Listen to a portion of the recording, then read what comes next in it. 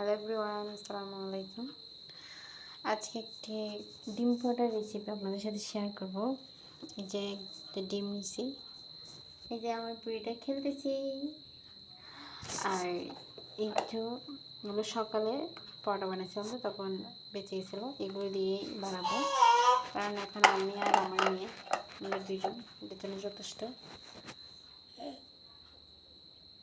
আমার মেয়েটার ওষুধ এটা কি বানাবো এখন? এটা বানাবো এখন।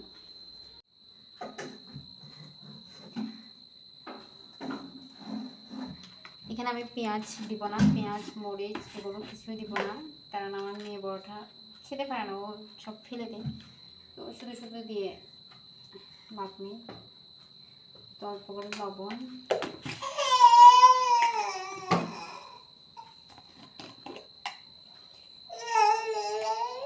হালকা একটুখানি মরিচ। কি হয়েছে মা, কান্না করতেছো কেন?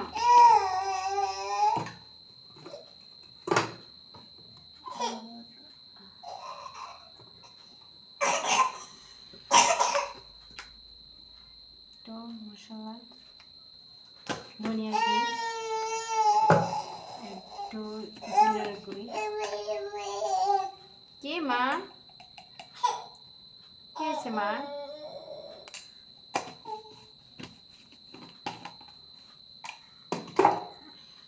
সেটাকে মিক্স করবো।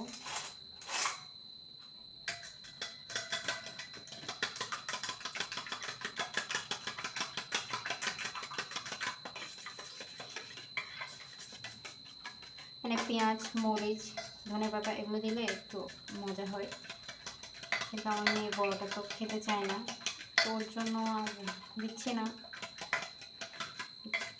মেনলি তো ওর জন্যই বানাচ্ছি, তাই আর দিব না।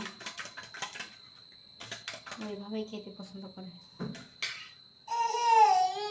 হলুদের গুঁড়ি দিতে ভুলে গেছিলাম, একটুখানি হলুদের গুঁড়ি, অল্প একটু। এই মেয়েটার জন্য কোনো কাজই করতে পারে না। আরো এ ধরে না মাঝে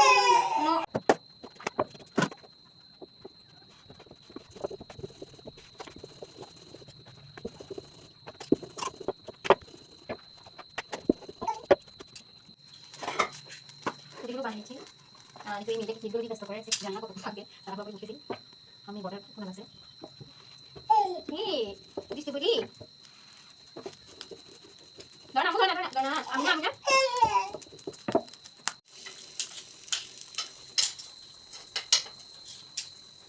এই যে এখনো ফেলতে পারি না, যেটা ফেলছি ওইটাই দিয়ে দিয়েছি। যে দুষ্টু বুড়িটা, দুষ্টু বুড়ি আপনার সাথে পরে এই যে এখন এটা নিয়ে ব্যস্ত। মাশাআল্লাহ, তো সবাই মাশাআল্লাহ বলবেন, আমার জন্য দোয়া করবেন। মাশাআল্লাহ মাশাআল্লাহ। ও নো নো ও না, একটু এক্সট্রা বানাইছি আর এটা চলার পরে এইটুকু একটা হয়েছে। আর এটা কোনো মতো বানাইছি, বাকি দিন যেগুলো বেঁচে ছিল এটা এটার উপর ঢেলে দিছি। কী করবো ওখানে পারতেছি না।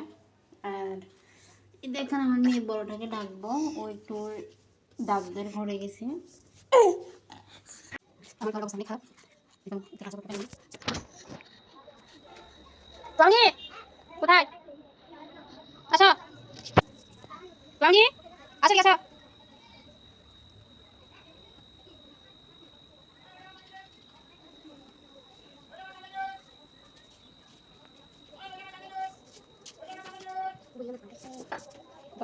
ডিম আছে তো মজা ডিম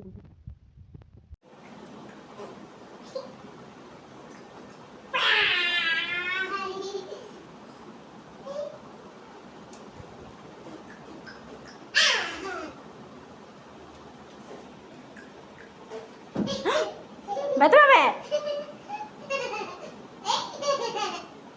ব্যথা পাবে না তো ওই দিক থেকে লোক। আমি ডিম পুরিটা কেটে নিই।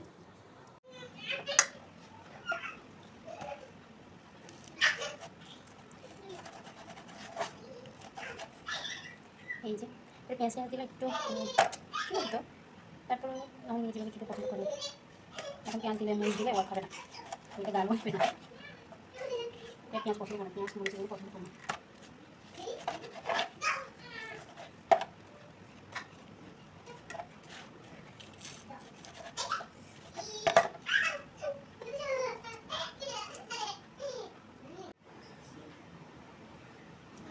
এই যে